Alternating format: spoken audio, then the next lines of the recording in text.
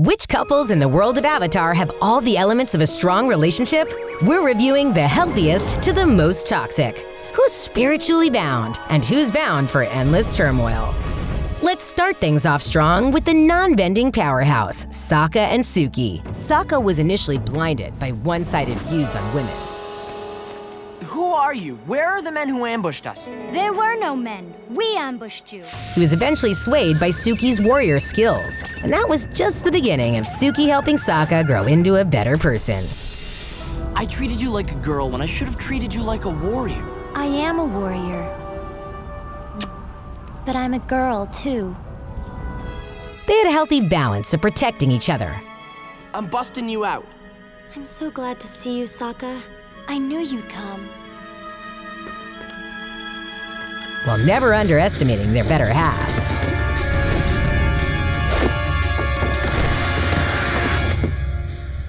You wouldn't dare. We've got the warden. Now let's get out of here. That's some girl. Tell me about it. These two had an equal partnership and always managed to keep the romance alive. With aligned hearts, Sokka and Suki earned a spot in the A tier. Zuko, yes! Why would I be expecting anyone different? Next, we've got Bolin and Eska. From the start, Eska's feelings toward Bolin were more about possession than partnership. You amuse me. I will make you mine. You mean like a boyfriend or like a slave? Yes. Win me prizes. Their relationship quickly fell into a cycle of control and fear. Bolin, laugh at my humorous quip. Yes, dear. So funny. And when Bolin tried to leave, You could do that? Eska refused to let him go. I thought you were breaking up with her. I tried! But anytime I bring up the subject, she threatens to freeze me in a block of ice and feed me to dolphin piranhas. If you thought ultimatums were red flags, Eska proposed without giving Bolin any choice at all. We will wed at sunset. You may express your joy through tears.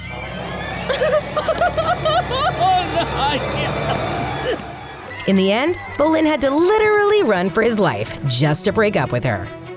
And Eska did not take that rejection well. That would be my darling Eska. This is F-tier material, fractured nations indeed.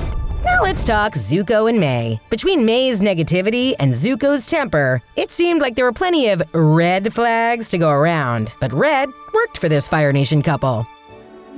Orange is such an awful color.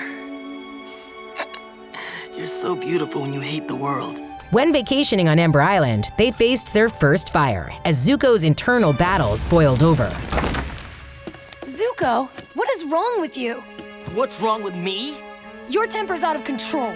You blow up over every little thing. You're so impatient and hot-headed and angry. Well, at least I feel something, as opposed to you. You have no passion for anything. You're just a big blah. I know one thing I care about. I care about you. Then Zuko made the decision to join the Avatar and broke up with her through a letter. All I get is a letter? You could have at least looked me in the eye when you ripped out my heart. Not the best move, Zuko. But Mai's willingness to stand by him, even risking the wrath of Azula, showed how much she cared for him. Why would you do it? You know the consequences. I guess you just don't know people as well as you think you do. You miscalculated. I love Zuko more than I fear you. They always acted in the best interest of each other. But don't ever break up with me again. Although a little dismal, they were mutually dismal and have a B-tier balanced bond. Where do we start with Korra and Mako? Oh, you're still here? Oh, you're still a jerk? Ooh! This relationship was just toxic before they even started dating. Tangled in a messy love triangle with Asami. Mako told me so much about you. Really? Because he hasn't mentioned you at all. Korra's jealousy and Mako's indecisiveness didn't make for a solid foundation. As much as you drive me crazy, I also think you're pretty amazing. So, you do like me? Yes, but I like Asami too. I don't know, things are complicated. I've been feeling really confused and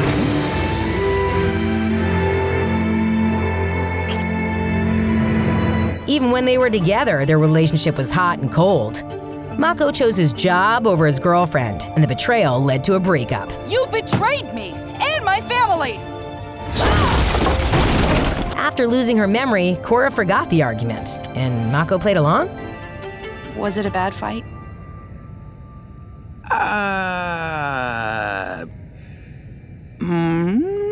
No, it wasn't that bad. Can we say red flag?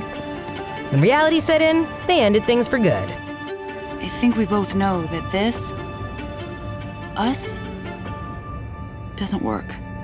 You're right. It's over. For real this time. It's endless turmoil for this roller coaster relationship. Let's break down Sokka and Yue. Sparked by an initial attraction, this relationship was very wholesome. This place is beautiful. Yeah, she is. Sokka's personality won over the Northern Water Tribe princess. So they don't have palaces in the Southern Tribe? Are you kidding? I grew up in a block of ice. It's not exactly a cultural hub. Even though Yue was engaged to Han, she was always honest with Sokka about her boundaries and feelings. I can't see you anymore, not at all. What? We're just friends. I wish we could just be friends, but I like you too much, and it's too confusing to be around you. Yue's sacrifice to save the Moon Spirit was certainly an unexpected end to their potential relationship. Goodbye, Sokka. I'll always be with you. Their journey was caring but brief, earning them a spot in the Cloud 9 category. Moving on to the Red Lotus power couple, Zaheer and P'Li. This relationship was surprisingly healthy. They spent 13 years apart in separate prisons until Zaheer escaped and rescued P'Li from her frozen confinement. I thought I'd never see you again. I never doubted. Really? Right now? Zaheer's unwavering devotion to P'Li was clear. Not one day went by in that prison when I didn't think of you. The years apart only made my love for you stronger. And deep down, I knew you'd find a way to get me out. Just like you saved me from becoming that warlord's killing machine when I was a girl. Their love was so deep, the P'Li's death literally transformed Zaheer. P'Li!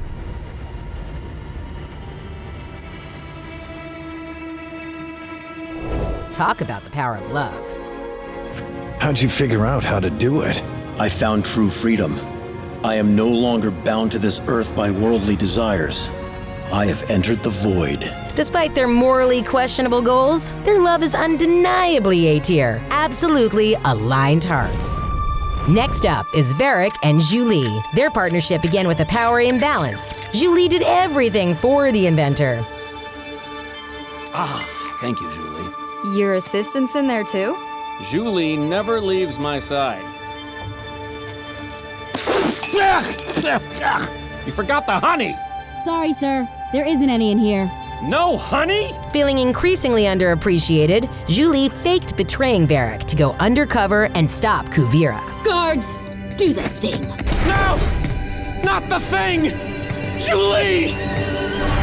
And when she realigned with him, she demanded respect. Now be a good assistant and man the assembly line! No! I am not your assistant anymore. If you want me around, you need to start treating me like an equal. And Varrick actually rose to the challenge. Hey, who says people don't change? Their wedding proved that even a dysfunctional pair can grow into something beautiful. You may now do the thing. Oh.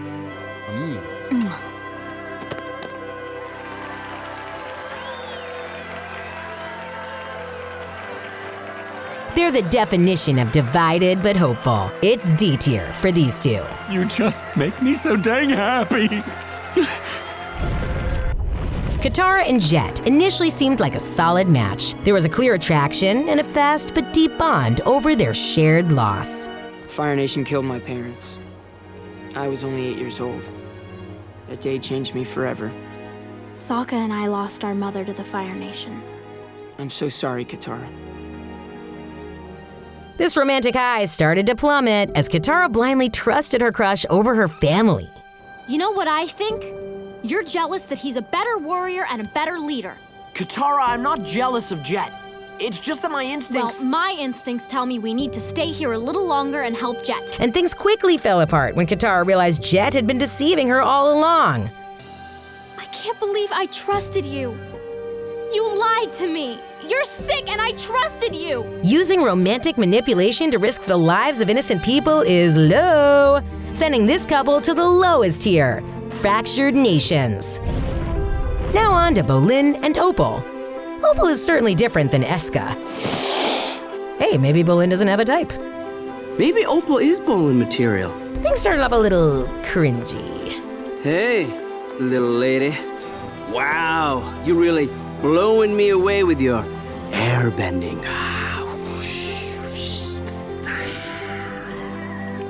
Why are you acting weird? But once Opal encouraged Bolin to be himself, the attraction was mutual. Be myself. Yeah, I guess I could give that a shot. A solid green flag.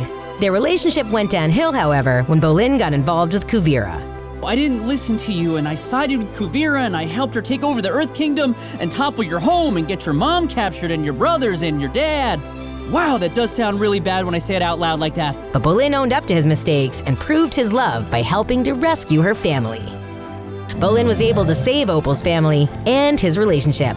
I think Bolin has worked his way out of the polar bear doghouse. This smooth recovery places them in the divided but hopeful tier, in a much healthier vibe than Eska. Azula and Chan, a fling full of red flags.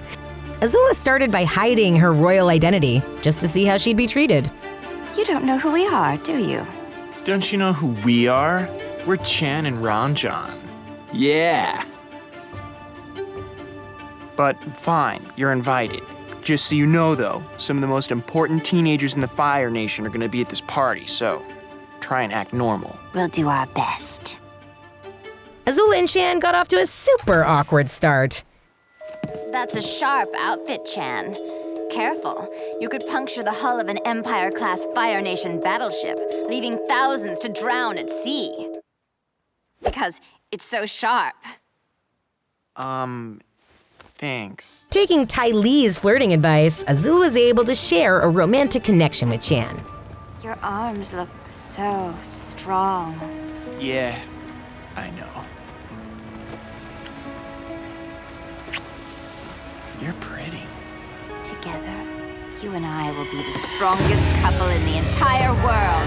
We will dominate the Earth! But that was cut incredibly short, the moment Azula was herself. Chan's rejection was handled in true Azula fashion, with revenge. We've got some bad news, Chan. Party's over.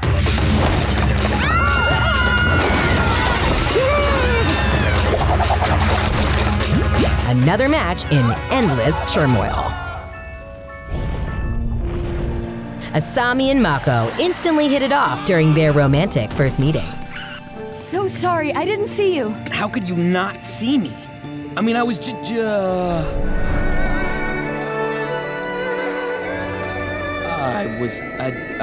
wow. But Mako's complicated feelings for Korra put Asami through emotional whiplash. Do you think he likes Korra as more than just a friend? What? No, that's just gossip. Where'd you hear that? There was this one time during the tournament when Mako and Korra kissed, but... They kissed? After a whole lot of back and forth, they eventually broke up. I want you to know how much I care about you. I care about you too.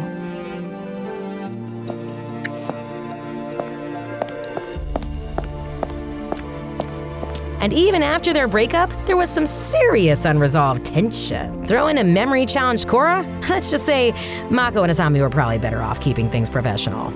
All these ups and downs makes them divided but hopeful. On to a shorter, sweeter relationship. Zuko and Jin. Zuko had a normal teenage moment and agreed to a date with Jin. Well, Iroh agreed for him. He'd love to. Great. I'll meet you in front of the shop at sundown. Zuko had to conceal his identity as a fugitive prince, and their date was filled with lies. Why were you traveling so much? We were, part of this traveling circus. Really? What did you do? Wait, let me guess. You juggled. Yes, I juggled. I've always wanted to learn how to juggle. Can you show me something? I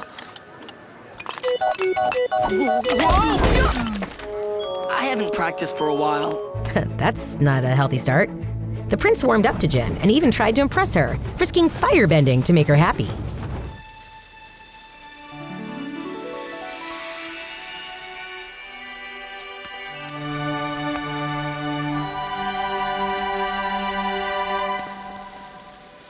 What's wrong?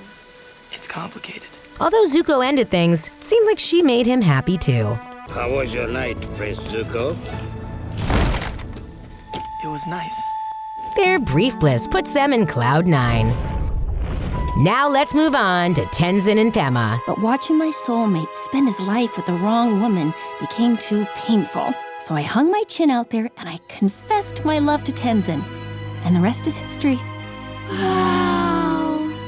They're both family-oriented, having 4 kids together: Jinora, Iki, Milo, and Rohan. Isn't that right, my little Rohan? Whether Tenzin was dealing with an impatient Korra, I don't know how to get through to her, or struggling to share his culture with new airbenders, Tenzin always confided in Pema. You have to be patient. Now I know how Korra feels when I'm talking to her. Their relationship was overwhelmingly positive. Thank you, Pema. Filled with genuine emotional support and love. These parents belong in the balanced bond tier. Let's dive into the overwhelmingly toxic relationship of Ozai and Ursa. Zuko remembers Ursa as being a compassionate, loving mother with zero tolerance for cruel behavior. Yeah, that doesn't quite match the Ozai parenting model. You will learn respect, and suffering will be your teacher. Already appearing negative, we learned it was actually way worse thanks to the graphic novel The Search. Ursa was the granddaughter of Avatar Roku and was coerced into marrying Ozai for the potential of a powerful fire-bending bloodline. She had no choice but to leave her true love, Ikem, behind. Ozai and Ursa had 2 children, but their parenting styles were anything but aligned. And these weren't just minor disagreements. Azula had commanded me to do the unthinkable to you, my own son. She knew I wanted the throne, and she proposed a plan in which I would become Fire Lord, and your life would be spared. Remember this, Zuko. No matter how things may seem to change, never forget who you are. This relationship ended in flames and goes to the very bottom of fractured nations. Now, let's move on to the last side of this love triangle, Korra and Asami. You could say their relationship started with some Mako-related tension. But once that triangle cleared up, the girls formed a solid friendship. While you were gone, I kind of kissed him. I'm sorry. No wonder he's so nervous around us. You're not mad? No. I mean, I kissed Mako when he was going out with you, so... You what? I'm so sorry. I thought you knew. I'm just kidding. I knew a long time ago. Well, whatever happened with Mako, I'm glad it hasn't come between us. I've never had a girlfriend to hang out with and talk to before. Asami was there for Korra when she was at her lowest and wrote her letters while she was away healing. And in time, Korra confided in Asami, something she wasn't ready to do with anyone else. Please don't tell Mako and Bolin I wrote to you and not them. I don't want to hurt their feelings, but it's easier to tell you about this stuff. I don't think they'd understand. And when they reunited, there was an undeniable spark. It's so good to see you again. You too. And I'm loving the hair. Thanks. You're looking snazzy as always. With a strong friendship as their foundation, their romantic feelings started to take root. Let's go on a vacation, just the 2 of us. Anywhere you want. Really? Okay. I've always wanted to see what the spirit world's like. Sounds perfect.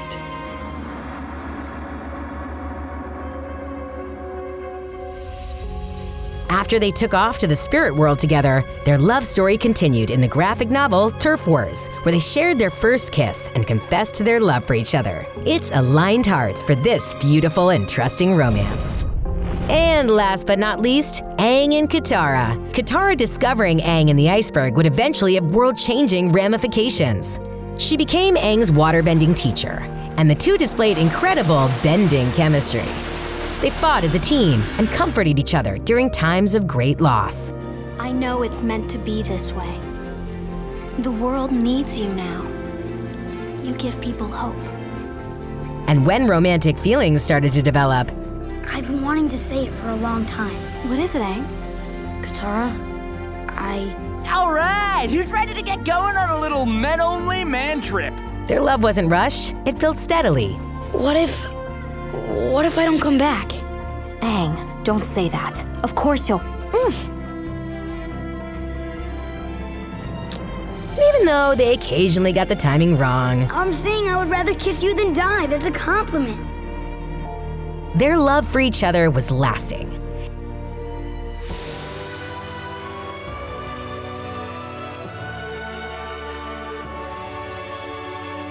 Katara and Aang were soulmates, and the only fit for the top tier, spiritually bound. And their bond became so strong, it led to one of the greatest families in the Avatar world. That's one happy family. From fiery betrayals to rock-solid connections, what couple do you think should top the charts? Comment below, and keep watching for all things Avatar.